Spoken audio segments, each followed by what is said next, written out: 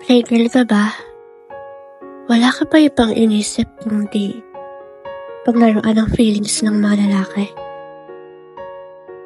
What if isang araw dumating yung karma at sa dami-dami ng lugar, sa isang online app mo pa talaga siya nakilala?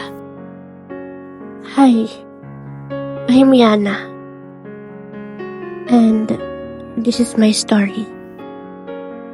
Nananahimik lang naman ako sa isang tabi nung biglang may tumawag sa akin mula sa likuran.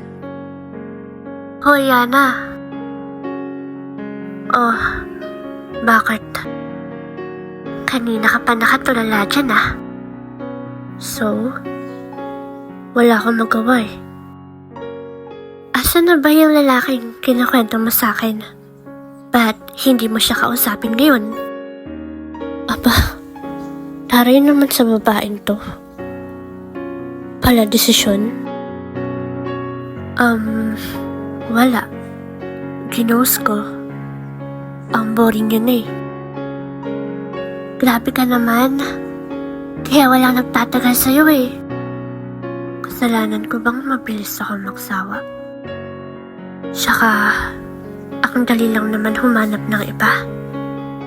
Ang nagpapalit ng lalaki para lang nagpapalit ng damit. Ganon kadali. Maghinay-hinay ka nga sa mga sinasabi mo. Baka mamaya karamahin ka niyan. Karamahin? Hindi yun mangyayari. Kasi bago pa nila ako saktan, uunahan ko na sila. Ay nako, Yana. Kung ako sa'yo, magbago ka na. Kasi pag dumating yung araw na magsaseryoso ka, wala na. Huli na palang lahat. Di baling masaktan. Huwag lang manakit. Dami mong alam. Support mo na lang ako. BFFs tayo, diba? Bahala ka. Siya nga pala, may ginagamit akong app. Baka gusto mong itry. Baka doon mo na rin makita yung karma mo. Asa? Ano bang app yan? Zaki app. Meron ba niyan sa iPhone?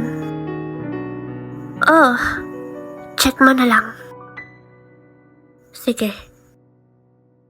Dali-dali kong sinearch yung app at nakita ko naman ito agad.